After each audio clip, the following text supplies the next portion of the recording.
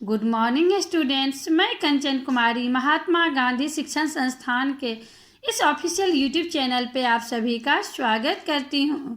बच्चों, आज का यह वीडियो क्लास 2 विषय हिंदी व्याकरण पढ़े हुए पाठों का पुनरावृत्ति पे हैं। तो आइए आज हम लोग पढ़े हुए पाठों का फिर से रिवाइज करते हैं। बच्चों, सबसे पहला चैप्टर है भाषा। तो भाषा किसे कहते हैं? आपस में बातचीत करने की माध्यम को भाषा कहते हैं। भाषा के दो भेद होते हैं, मौखिक और लिखित।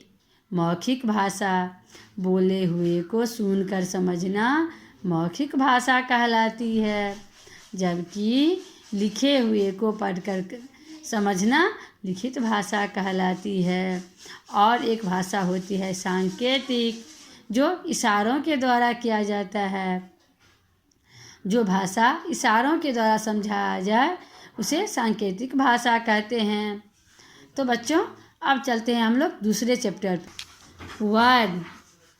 भाषा की सबसे छोटी इकाई को वर्ण कहते हैं। वर्ण के दो भेद होते हैं, स्वर वर्ण और व्यंजन वर्ण। स्वर वर्ण जिन वर्ण को उच्चारण करते समय किसी अन्य वर्ण की सहायता न लेनी पड़े उसे स्वर वर्ण कहते हैं। स्वर वर्ण 11 होते हैं, अ से लेकर औ तक।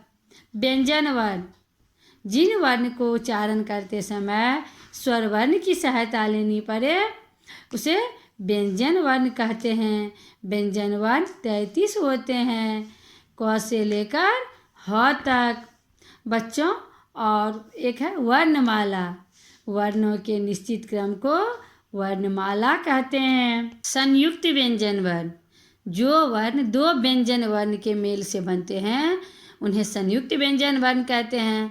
ये 4 है, अक्ष, त्र, ज्ञ और स्र। बच्चों, ये दो व्यंजन वर्ण के मेल से बने हुए हैं, इसीलिए से इन्हें क्या कहेंगे? संयुक्त व्यंजन वर्ण। अब तीसरा चैप्टर। स्वरों के बदले हुए रूप को मात्रा कहते हैं, या स्वरों के निश्चित चिन्ह को मात्रा कहते हैं। बच्चों, स्वरों के बदले हुए रूप क्या होते हैं? स्वरों के बदले हुए रूप ये हुआ, अ की कोई मात्रा नहीं है, आ की मात्रा आकार, हर्षी की मात्रा हर्षीकार, दीर्घी की मात्रा दीर्घीकार, हर्षु की मात्रा हर्षुकार और दीर्घु की मात्रा दीर्घुकार, री की मात्रा रीकार, ए की मात्रा एकार और ए की मात्रा ऐकार, ओ की मात्रा ओकार, औ की मात्रा औकार। तो बच्चों, यही जो मात्रा है ये क्या है? यही है स्वर के बदले हुए रूप। ये किसी भी व्यंजन वर्ण के आगे पीछे ऊपर नीचे लग जाता है। जैसे मोह में लगाएंगे आ की मात्रा तो माँ हो जाएगा, मो आकार माँ हो जाएगा, इससे माला बनेगा। हर्षी लगेगा तो मिठाई, मोम हर्षीकार। दीर्घीकार तो म दीर्घीकार मी, हर्षुकार म हर्षुकार मुँह, दीर्घुकार म दीर्घुकार मुँह। इसी तरह बच्चों, आप लोग ये चैप्टर हम पढ़ा चुके हैं तो आप लोग समझते ही होंगे। आप लोग फिर भी ये चैप्टर फिर से पढ़ लीजिए। वर्णों के अर्थपूर्ण मेल को शब्द कहते हैं, या वर्णों के सार्थक मेल को शब्द कहते हैं। ये वर्णों के सार्थक मेल कैसे? जैसे कि म जो टर जो र बराबर क्या बनेगा? मटर। अगर हम बोलेंगे र जो ट जो म तो रटम। रटम तो कोई सब इसका कुछ अर्थ होता ही नहीं है, इसीलिए वर्णों के सार्थक मेल को शब्द कहते हैं। अब वाक्य।